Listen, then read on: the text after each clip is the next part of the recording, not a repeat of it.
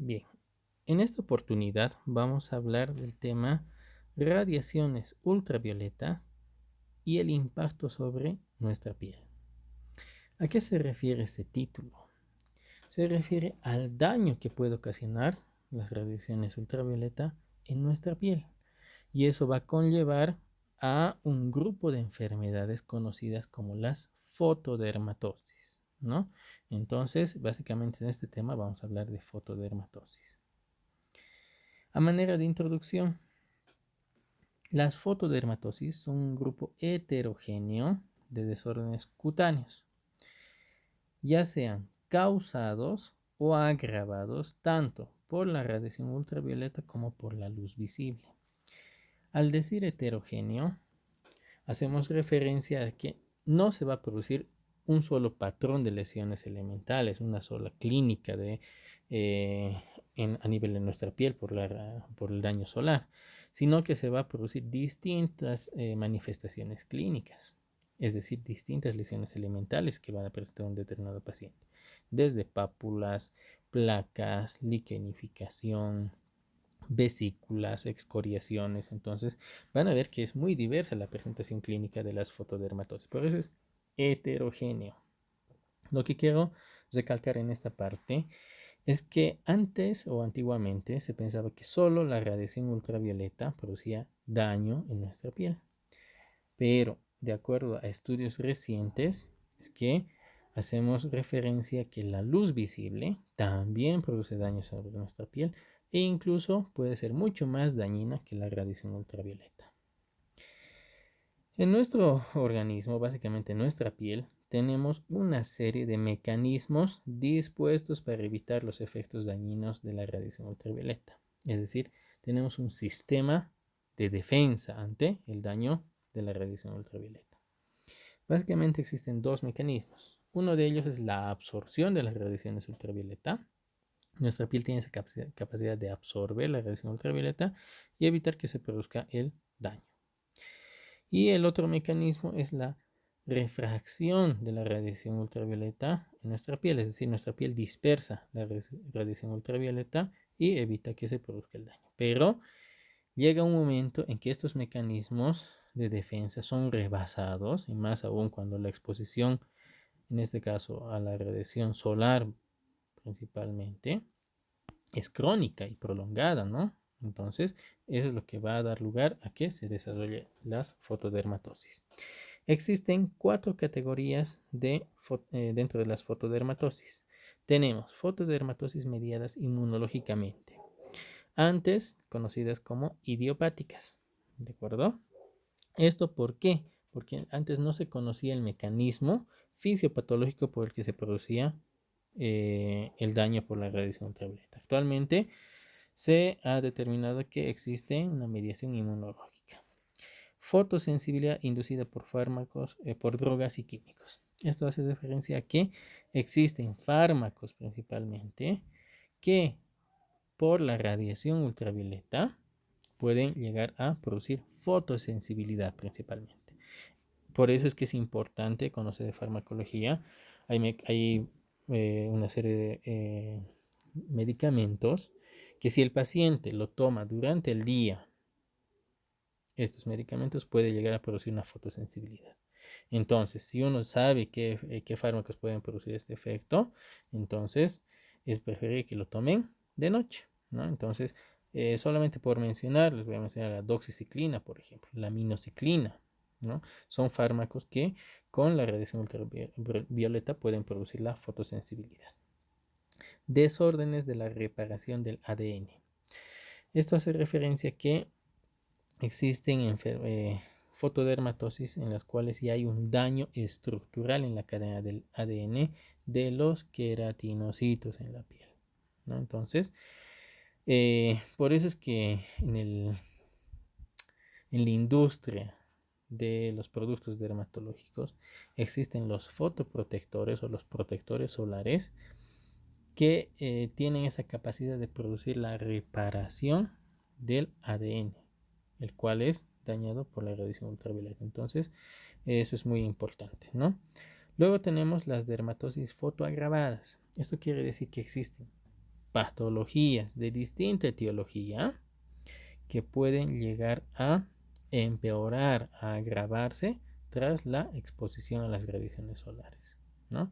Vamos a mencionar las más importantes. Tenemos el acné, la rosácea, que es una de las patologías más importantes agravadas por la radiación ultravioleta, el lupus eritematoso sistémico y la psoriasis, ¿no? Entonces son patologías que son empeoradas, agravadas por la radiación ultravioleta. Y eso quiero que lo tomen en cuenta, esas patologías: acné, rosácea, lupus eritematoso sistémico y psoriasis. En este esquema, en esta siguiente diapositiva, vamos a ver hasta qué nivel de nuestra piel llegan los distintos tipos de radiaciones. En esta primera parte vamos a ver las radiaciones ultravioleta tipo B y tipo A. La radiación ultravioleta tipo B va a llegar a filtrarse a nivel de la epidermis, ¿de acuerdo? Hasta ese nivel llega la radiación ultravioleta tipo B. La UVA ultravioleta tipo A llega a filtrarse a un nivel más profundo de la piel, a nivel de la dermis profunda, en la dermis reticular. Ahí es donde se llega a filtrar la UVA. En este esquema no está contemplada la radiación ultravioleta tipo C. ¿Por qué? Porque esta se va a llegar a filtrar en la capa de ozono, por lo cual no llega a incidir sobre nuestra piel. Pero con el daño que está sufriendo la capa de ozono, el deterioro de la capa de ozono, va a llegar un momento que incluso la radiación ultravioleta tipo C va a llegar a incidir sobre nuestra piel. Luego tenemos la luz visible y la luz infrarroja. Lo que quiero que vean acá, hasta qué nivel se llega a filtrar estos tipos de radiaciones. Visible e infrarroja llegan a filtrarse a un nivel más profundo de la piel, a nivel de la hipodermis. Por eso es que actualmente se considera que la luz visible puede llegar a ser más dañina incluso que las radiaciones ultravioleta. Por eso es que los fotoprotectores tienen protección contra radiación ultravioleta tipo B, tipo A e incluso contra la luz visible. Entonces es muy importante tomarlo en cuenta. Ahora vamos a ver los efectos de las radiaciones solares. No todo efecto del sol, no todo efecto de la radiación solar va a ser dañina, también tiene sus efectos beneficiosos. ¿Qué es lo bueno que nos dan las radiaciones solares? Nos permite una modulación de reacciones enzimáticas, ¿no? Entonces permite que sea nuestro organismo, a través de la conjunción enzimática, puede tener un mejor desempeño de las reacciones enzimáticas, ¿no? De distintos, o sea, no lo vamos a especificar un solo tipo de grupos de enzimas, ¿no? Son distintos tipos de enzimas que, gracias a las radiaciones solares, tienen una competencia en las reacciones enzimáticas. Luego tenemos la activación de mecanismos antiinflamatorios. Esto quiere decir que al activarse los mecanismos antiinflamatorios, son un mecanismo de defensa, ¿no? Evita que, en este caso, nuestra piel se llegue a inflamar ante una mínima exposición a radiaciones solares. Ahora, estos mecanismos antiinflamatorios, si un paciente se llega a exponer en forma prolongada, crónica, todo ello, ya no va a haber esa activación del mecanismo antiinflamatorio, entonces no va a haber alguien que frene y la piel se va a empezar a inflamar y va a producir las dermatitis actínicas, ¿de acuerdo?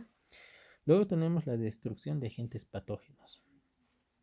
Estas radiaciones solares tienen la capacidad de destruir bacterias, hongos, incluso virus que pueden llegar a ser dañinos sobre nuestra piel. Entonces, es otro mecanismo de defensa que nos dan las radiaciones solares. La acción trófico-regenerativa permite cierta regeneración de los queratinocitos mediante este último mecanismo, la síntesis de vitamina D. La síntesis de vitamina D va a ayudar principalmente a los procesos metabólicos, ¿no? Existe la función de la vitamina D principalmente es coadyuvar en los procesos metabólicos digestivos principalmente. Entonces, por eso es importante la síntesis de la vitamina D. Entonces, gracias a las radiaciones solares, la vitamina D se llega a sintetizar en nuestra piel, ¿de acuerdo? Ahora vamos a ver los efectos dañinos de las radiaciones solares. Incremento de la carcinogénesis, ¿no? Como les había mencionado anteriormente, el daño en la reparación del ADN de los queratinocitos va a inducir a que se produzca la carcinogénesis, dando lugar a un cáncer de piel, ¿no? Entonces, una exposición prolongada va a incrementar la carcinogénesis. Alteraciones de la respuesta inmune, ¿no? Cuando uno, estos efectos dañinos son principalmente por exposición crónica y prolongada, ¿no? Entonces, al existir esta exposición crónica y prolongada, va a haber alteración de la respuesta inmunitaria, ¿no? Y esto va a hacer referencia a las fotodermatosis mediadas inmunológicamente. Trastornos pigmentarios es uno de los trastornos más frecuentes que vemos en nuestro medio, más que todo en el altiplano. Los melasmas, por ejemplo, hiperpigmentación de la carita. Entonces, es uno de los efectos más frecuentes que produce la exposición al sol, la radiación solar. El fotodaño, ¿no? Entonces, eso va a dar lugar ya a los trastornos en la reparación del ADN que va a producir un grupo de fotodermatosis. El fotoenvejecimiento, ¿no? Hay muchas personas que se ven mayores que otras siendo de la misma edad, por ejemplo. Entonces, por decir, tenemos una persona de 30 años de la ciudad y una persona de 30 años del área rural. Entonces, la persona que está expuesta en forma más prolongada se va a ver mayor que la otra persona que puede ser que se exponga menos. Entonces, produce un fotoenvejecimiento, ¿no? Y eso es uno de los daños también más frecuentes junto a los trastornos pigmentarios. La fotosensibilización y el daño ocular, ¿no? Entonces, hay pacientes que tienen la dermatitis actínica, por ejemplo, con el daño ocular, ¿no? Entonces, es una de las manifestaciones extracutáneas más frecuentes de las fotodermatosis. La clasificación. En este esquema van a ver los distintos tipos de fotodermatosis. Tenemos fotodermatosis idiopáticas, anteriormente adquiridas, que actualmente se conocen como mediadas inmunológicamente. De este grupo es la que vamos a hablar particularmente en el tema. Tenemos a la erupción polimorfa lumínica, al prurigo actínico, la hidroa baciniforme, urticaria solar y la dermatitis actínica crónica. Los trastornos por reparación defectuosa del ADN, estos ya son trastornos genéticos. El xeroderma pigmentoso, el síndrome de Bloom y el síndrome de Cockayne. De estos no vamos a ver en esta oportunidad. Fotosensibilización por sustancias exógenas o endógenas, porfirias, fotoalergias y fototoxias. Vamos a ver las que sí podemos ver en la práctica clínica, fotoalergias y fototoxias.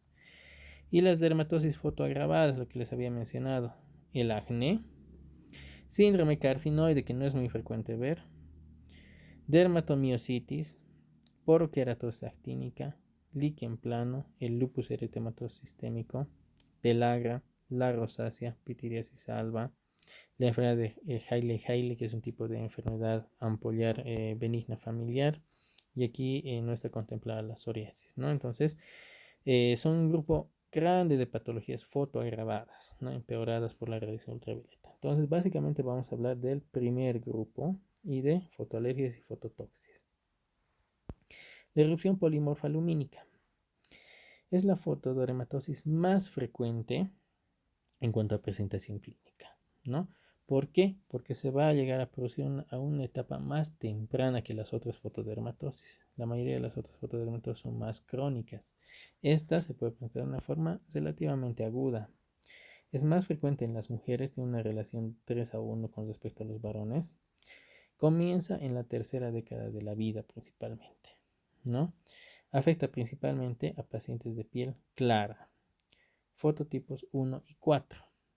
Los fototipos hacen referencia al tono de la piel. Tenemos 6 tipos de fototipos según la clasificación de Fitzpatrick, ¿no? Entonces, fototipo 1 son los albinos que no tenemos en nuestro medio. El fototipo que sí predomina en nuestro medio es el fototipo 4, ¿no? Tenemos desde el fototipo 3, que son las pieles claritas, ¿no? Por decirlo así, los que viven en la zona sur.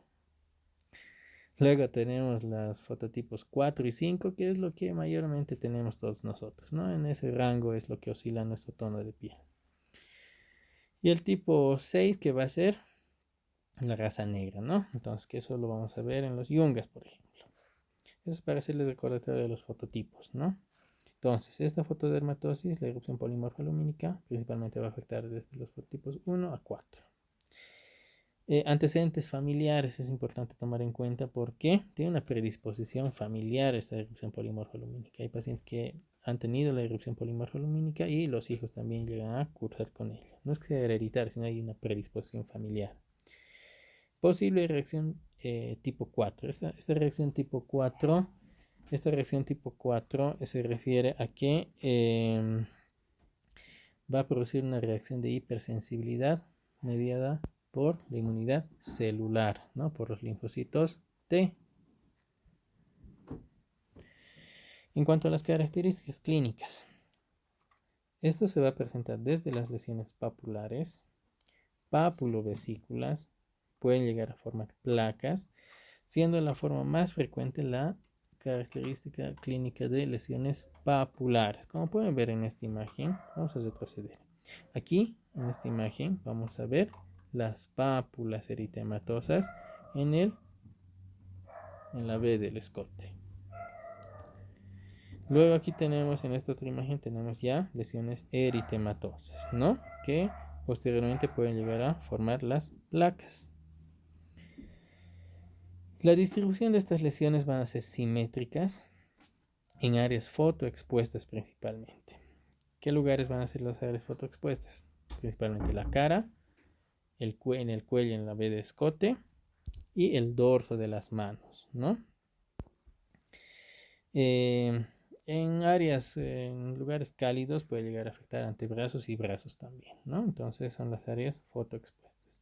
Aparecen a los 30 minutos de la exposición o puede presentarse varios días después de la exposición al sol, ¿no? Entonces alguien que no está muy acostumbrado a exponerse al sol, no sé, pues un fin de semana está expuesto al sol de forma prolongada y días después pueden empezar a presentar la erupción polimorfa lumínica. ¿Por qué se llama polimorfa? Porque pueden ver que existen distintos tipos de lesiones elementales. Pápulas, placas, papulovesículas, entonces es muy diversa, ¿no? Mejoran en días a semanas sin dejar cicatriz. Entonces es un trastorno relativamente benigno, ¿no? Con un adecuado tratamiento llega a controlarse. Aquí vemos más imágenes de erupción polimorfa lumínica. En el antebrazo, múltiples pápulas eritematosas con excoriaciones. Aquí en la carita vamos a ver ya una placa eritematosa con costras hemáticas, costras melicéricas. Aquí en el brazo, antebrazo, vamos a ver múltiples pápulas eritematosas agrupadas, ¿no? Siguiente patología, el prurigo actínico. El prurigo actínico comienza, característicamente el prurigo actínico va a afectar a la infancia, ¿no? Entonces es la fotodermatosis predilecta de los niños de la infancia. No se olviden, tómenlo en cuenta, ¿no? Prurigo actínico de la infancia, ¿no? Afecta entre los 5 a 10 años. Desaparece generalmente en la pubertad, ¿no? Es más frecuente en el género femenino, en las niñas. No se sabe el por qué, pero es mucho más frecuente en ellas. Se ha relacionado una predisposición genética con herencia autosómica dominante. Al ser una herencia autosómica dominante, quiere decir que de generación en generación van a estar presentando el prurigo actínico. Digamos, si un niño ha presentado prurigo actínico, cuando sea adulto va a estar normal, va a tener sus hijos también pueden cursar con el prurigo actínico. Eso hace referencia a la herencia autosómica dominante. El fenotipo al que va a afectar el prurigo actínico, principalmente al HLA DR4, en un 90% de los cuadros. Si se hace un estudio genético, se puede identificar el fenotipo HLA-DR4, ¿no? Entonces, tomen en cuenta este fenotipo en el cual es característico del prurigo actínico.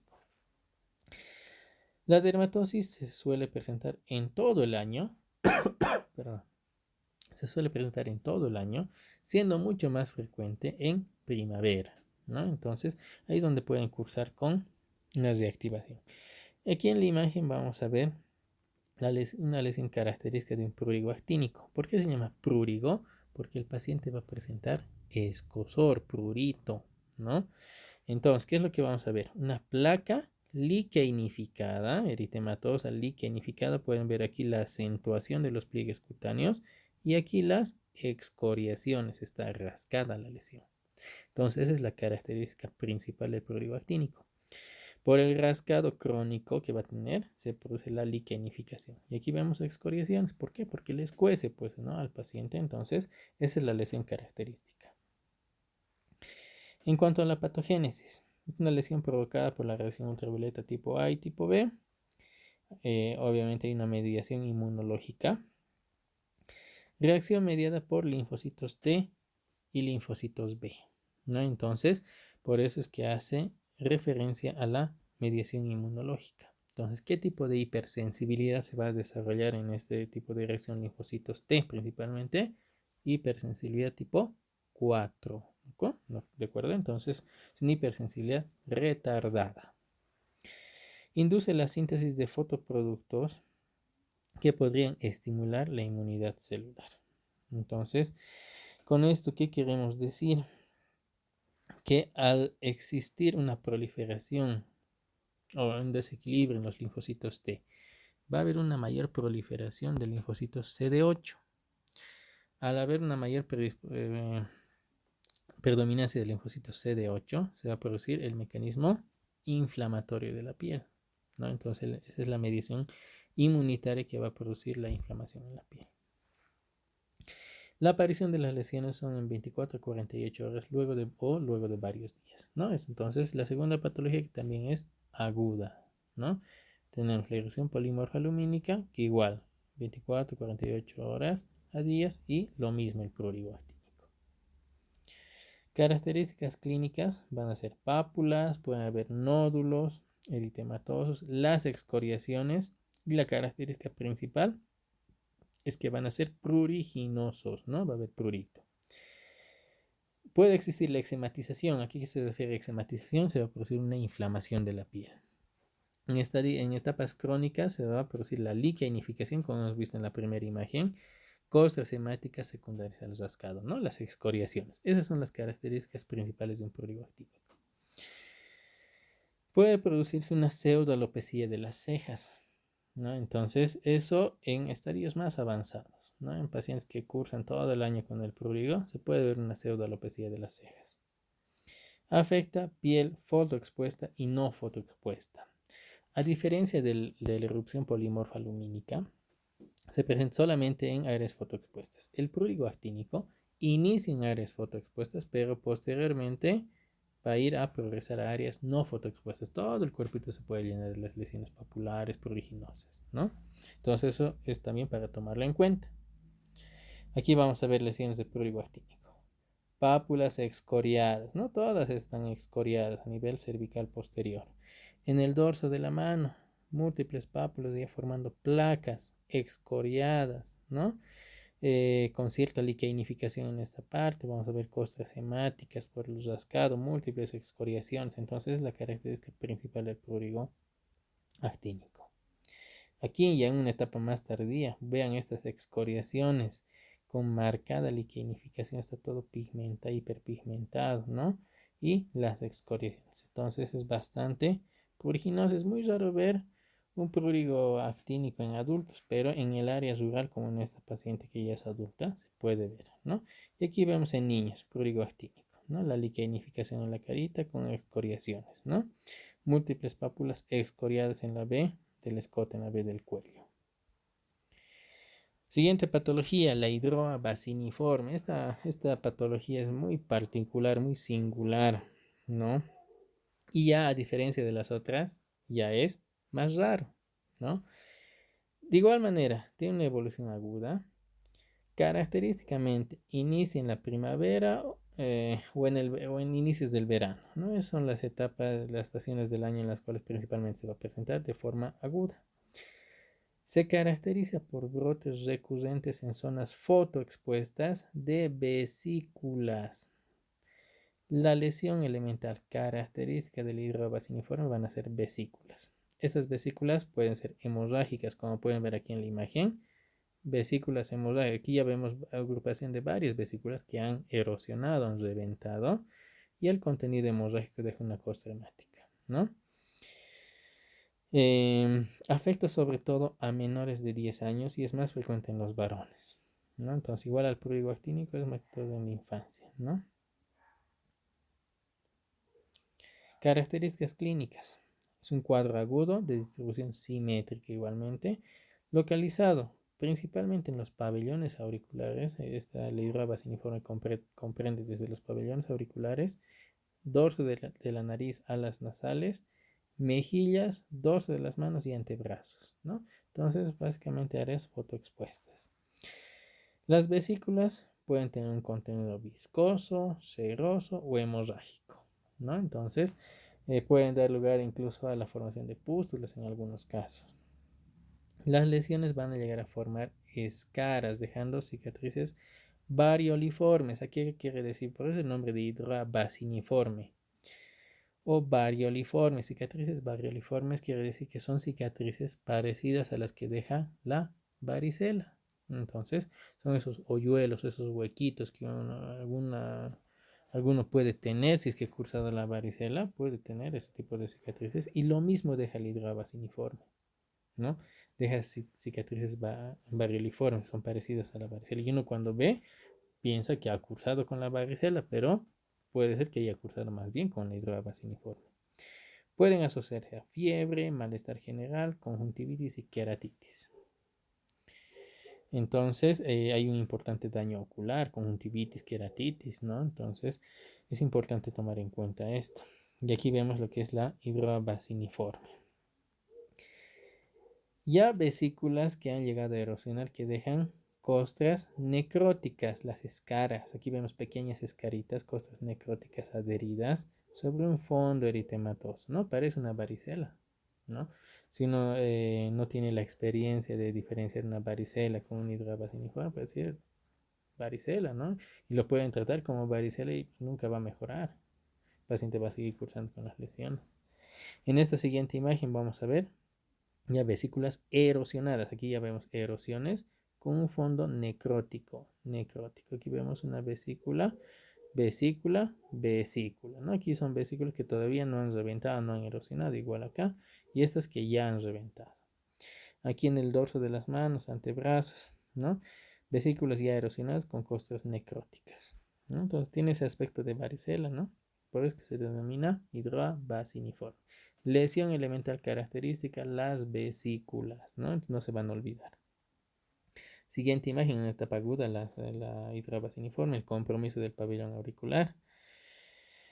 Costras melicéricas, aquí vemos costras amarillentas.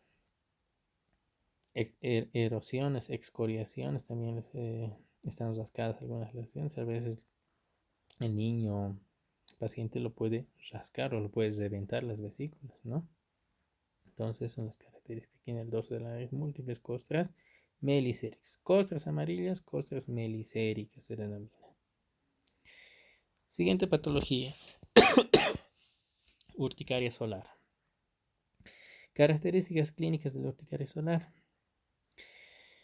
Tras la exposición solar, y es muy importante tomarlo en cuenta, de minutos, no es necesario estar en un tiempo prolongado expuesto al sol, aparece sensación de quemazón en la piel. El paciente siente que le quema como fuego. La piel se va a tornar eritematosa, va a producirse el eritema y posteriormente la lesión característica de la urticaria solar es las ronchas o abones. Aquí vamos a ver en esta imagen, en el tórax anterior, cómo se han formado abones eritematosos, edematosos en el tórax anterior de distintos diámetros y se están agrupando, ¿no? Entonces, estas lesiones abonosas o ronchas son pruriginosas y pueden presentarse en todas partes del cuerpo, no solamente en áreas fotoexpuestas. Inicia en áreas fotoexpuestas y posteriormente puede hacerse generalizado. Reacción urticarial. Esta reacción urticarial va a durar de minutos a horas. Entonces, luego de exponerse unos minutos al sol, va a continuar con sus abones y posteriormente va a ir remitiendo paulatinamente. Puede aparecer edema.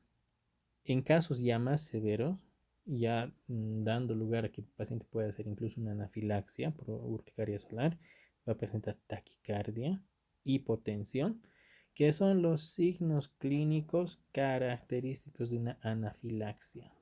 Entonces, si el paciente tiene los abones, las ronchas, en este caso por la radiación ultravioleta, más taquicardia, más hipotensión, igual anafilaxia. Por eso es importante actuar en el momento, ¿no? El tratamiento se tiene que hacer en el instante, es una urgencia dermatológica esto. Si no se hace tratamiento, incluso se puede comprometer la vida del paciente. Otras manifestaciones ya menos severas, cefalea, náuseas y casos muy extremos puede llegar al shock anafiláctico, ¿no? Entonces es importante tomar en cuenta y saber reconocer, ¿no? Si el paciente está medio inconsciente con sus abones, todo ello, toman la presión, es hipotenso, taquicárdico, entonces sin duda es una anafilaxia, ¿no? Entonces no se van a olvidar de eso. Aquí vemos en la imagen lo que son los abones, múltiples abones edematosos, ¿no? Algunos son más pálidos, otros son más eritematosos.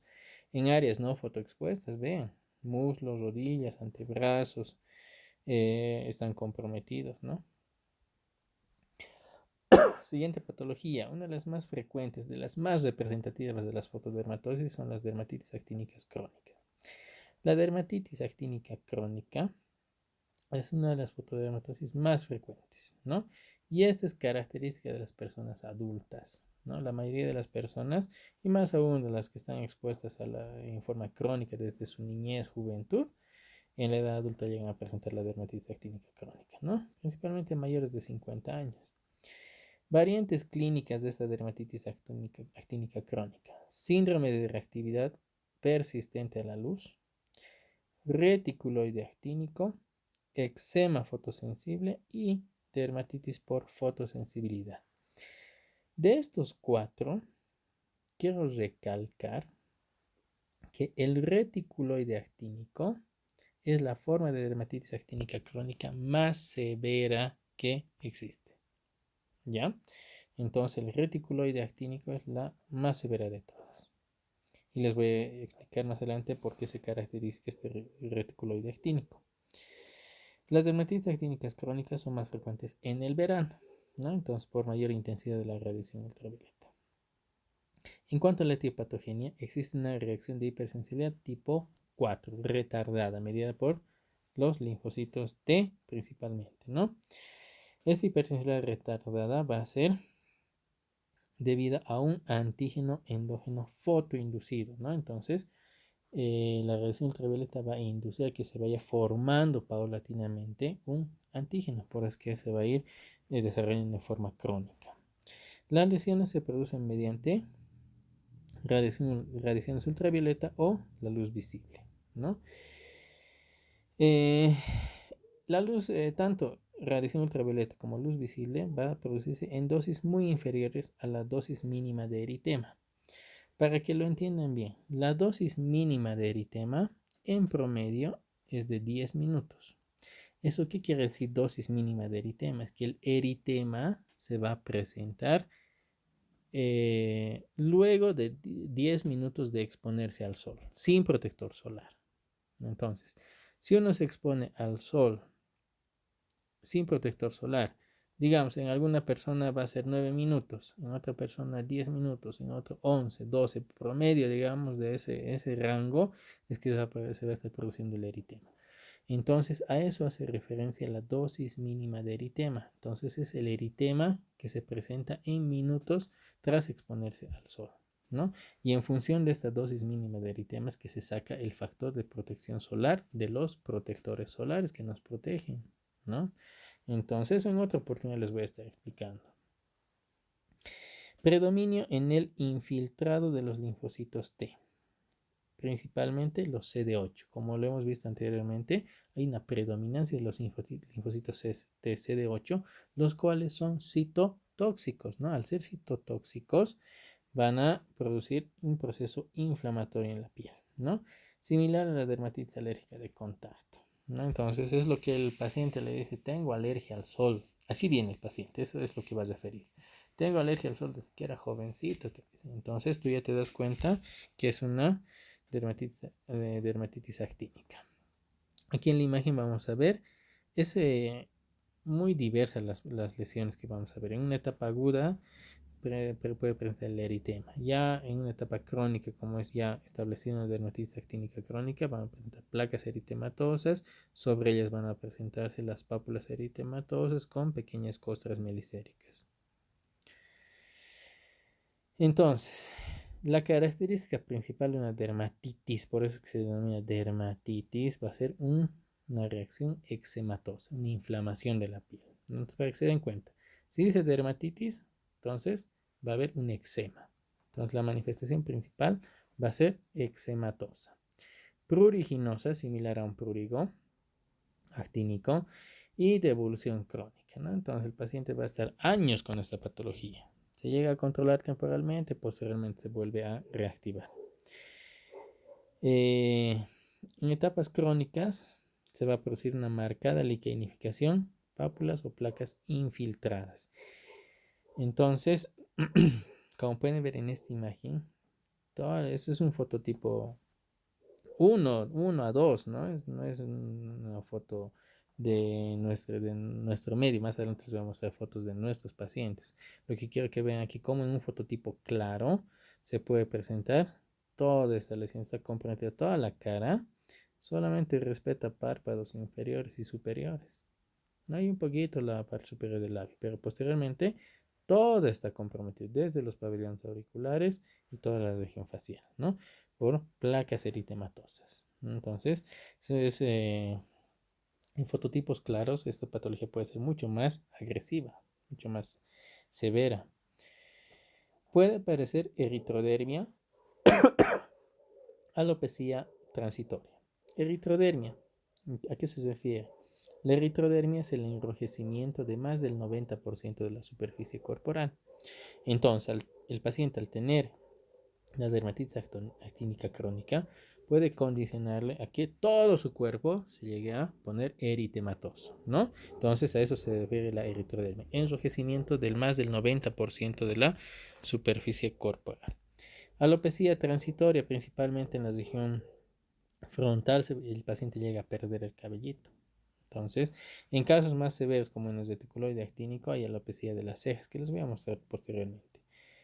Áreas de hiper o hipopigmentación, ya eso secularmente, cuando un paciente con dermatitis actínica crónica llega a controlarse, puede llegar a dejar secuelas hiper o hipopigmentadas, ¿no? Manchitas blancas o marrones. Aquí la misma imagen que hemos visto al principio, el de eritematosas, todo ello. Le he puesto esta imagen junto a esta otra. ¿Por qué? En la primera imagen es una dermatitis actínica crónica clásica. Y en esta imagen vamos a ver lo que es el reticuloide actínico. Aquí en el reticuloide actínico, ¿cómo vamos a reconocer un reticuloide actínico? Vamos a ver una acentuación de los pliegues cutáneos. Aquí en la frente está muy marcados el surco, ¿no? Los surcos están bastante profundos. Aquí el surcos nasogenianos están bastante marcados. Vamos a ver una pseudoalopecia de las cejas. Y al producirse este infiltrado, eso se refiere a la infiltración, se va a engrosar, esto se va como hinchar, por eso que se llama infiltrado. Va a haber una infiltración de estas áreas. Aquí hay una infiltración de igual manera. Va a dar lugar a una facies particular que hace referencia al reticuloide actínico, que es la facies leonina. No se van a olvidar. Facies leonina es la facies característica de un reticuloide actínico. En otra patología que se ve facies leonina es en la lepra, ¿no? Entonces, eso realmente creo que ya lo han llevado. Solamente aquí quiero hacer referencia a esta facies que también es característica del reticuloide actínico. No se olviden, por favor. Y aquí en un niño, es muy raro ver una dermatitis actínica crónica en niños, ¿no? Hemos visto que, según la literatura, en adultos mayores de 50 años. Esto hemos visto hace 3 años, he visto este pacientito, es de ARRES rural, ¿no? Desde niño a un pacientito que no lo cuiden sus papás desde pequeñito, a la edad de 14, 15 años, que es creo lo que tenía este paciente, sí, 14 años si no me equivoco tenía. Ya presenta las lesiones de una dermatitis actínica crónica. Pueden ver aquí en el dorso de la nariz placas eritematosas con escoriaciones. Aquí la infiltración, aquí ya está apareciendo la infiltración. En el dorso de las manos, placas descamativas, con costras, igual excoriaciones. No es un prurigo porque están formándose ya placas, ¿no? En el prurigo, y este solamente está limitando a áreas fotoexpuestas.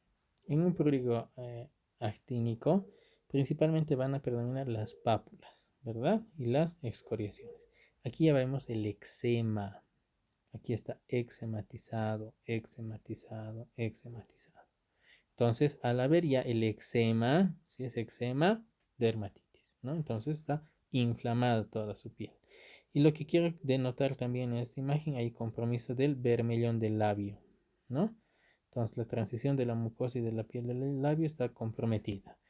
Esto se conoce con el nombre de queilitis actínica, la inflamación del vermellón del labio, ¿no? Queilitis actínica es una patología concomitante a la dermatitis actínica crónica.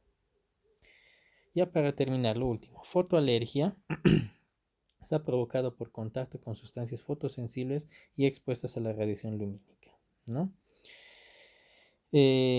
Requiere la fotoalergia, característicamente va a requerir de una sensibilización previa. Eso quiere decir que no se va a producir al primer contacto. Va a haber un contacto previo, miles de contactos previos. El paciente puede decir, siempre está en el sol y nunca me ha pasado nada.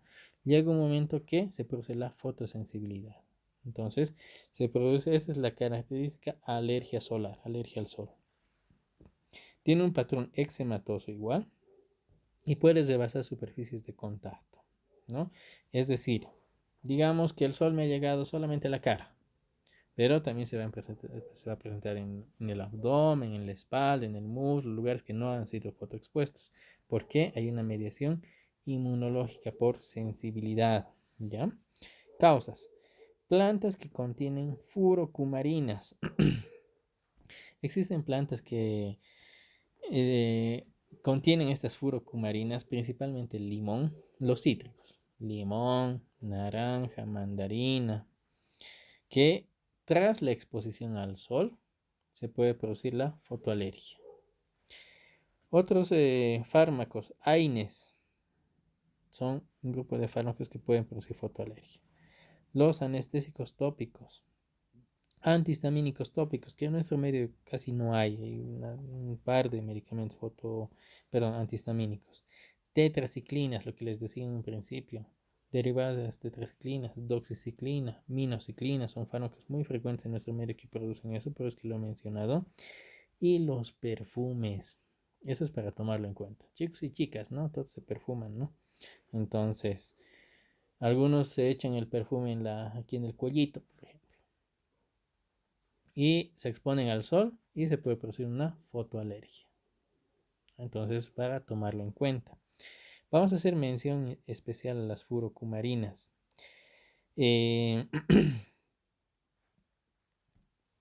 Al exponerse al sol, primero, tomas contacto con estas plantas. Accidentalmente o voluntariamente en nuestro medio hay mucha gente que le tiene mucha fe al limón, ¿verdad? Todo quieren curar con el limón, piensan que es blanqueador, piensan que les va a calmar la alergia, se ponen para todo. ¿Qué pasa si un paciente se pone el jugo de limón en la cara? En la mañana se pone el jugo de limón, se expone al sol y posteriormente se produce la fotoalergia. Este tipo de fotoalergia desencadenada por furocumarinas se va a denominar fitofotodermatitis.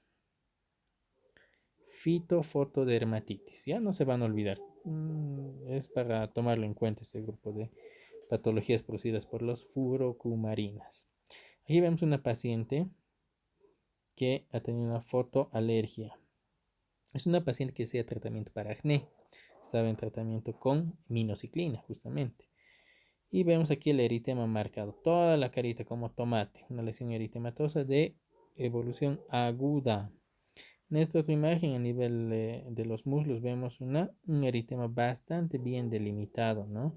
De distribución simétrica, ¿no? Aquí vemos que el otro muslo también está comprometido.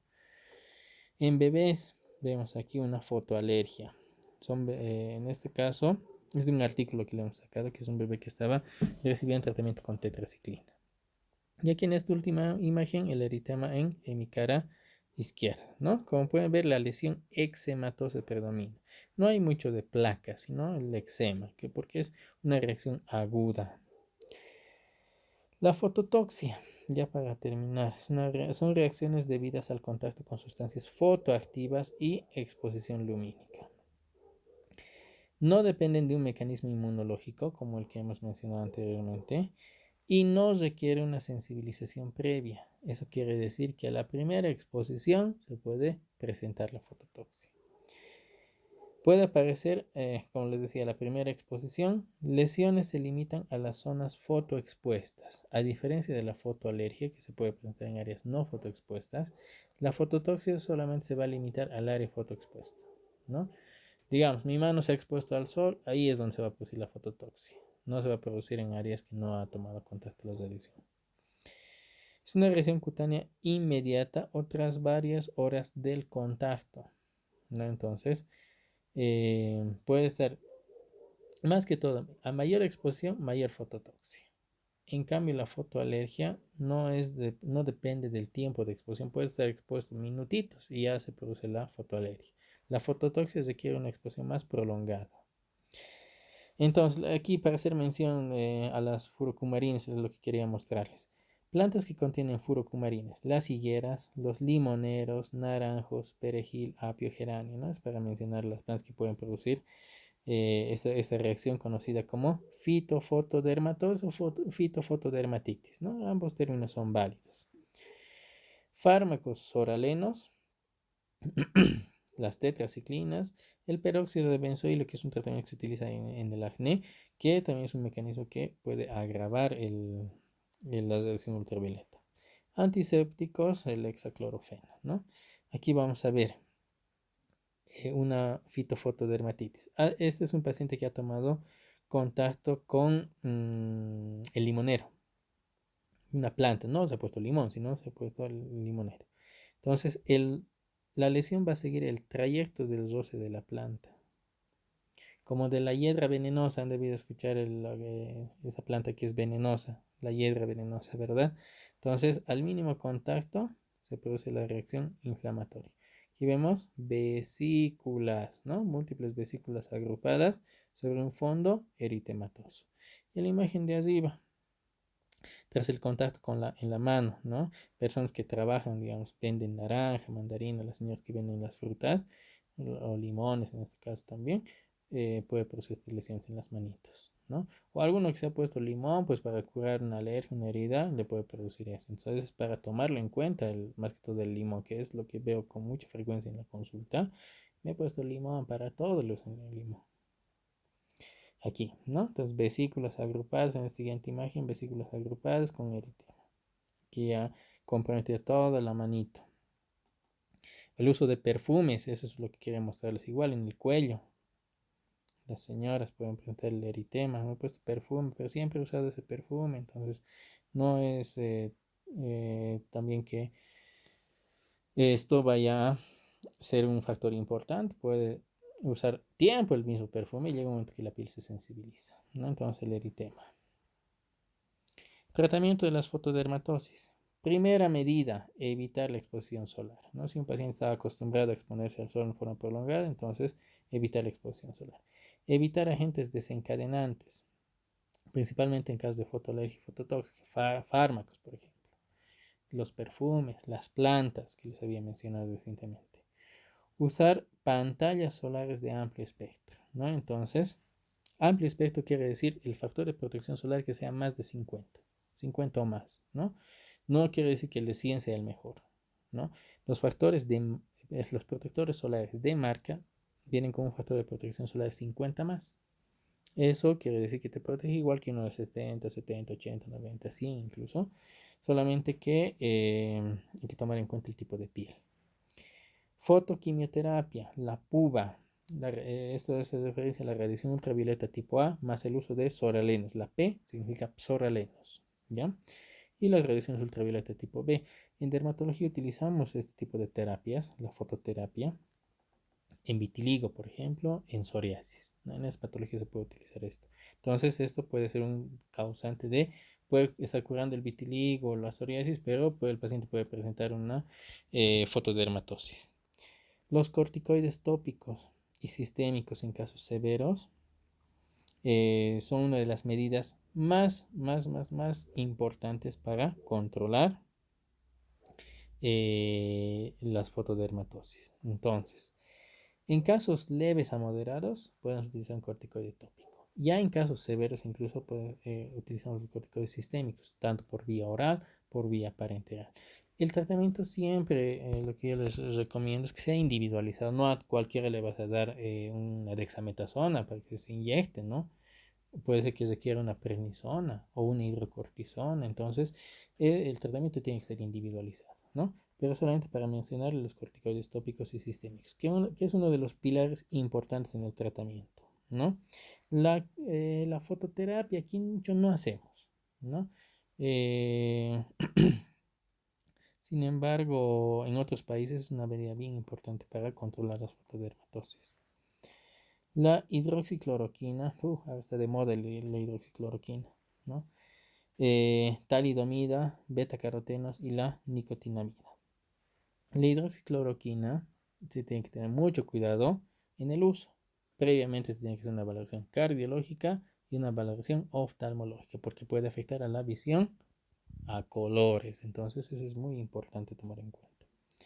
Y en última medida, como tratamientos paliativos, junto con los corticoides, la azatioprina y la ciclosporina. Entonces, las dosis no las pongo acá porque la dosis es independiente. No les voy a poner prednisona de 20 o prednisona de 5, ¿no? Dexametasona de 8 o azatioprina de 50 miligramos cada 12 horas o cada 8 horas. Es bien variable el tratamiento. Entonces, por eso es que no le he puesto dos. Solamente quiero que conozcan cómo es el tipo de tratamiento que se da a estos pacientes, ¿de acuerdo? Y finalmente, no olvides dar estos 10 consejos a tus pacientes. Ustedes ya lo van a ver con calma, todos estos consejos. Tanto ustedes como a sus pacientes tienen que cumplir esas recomendaciones. Es muy importante para prevenir las fotodermatosis o incluso son parte del tratamiento de las fotodermatosis, ¿de acuerdo? Bien, con eso terminamos.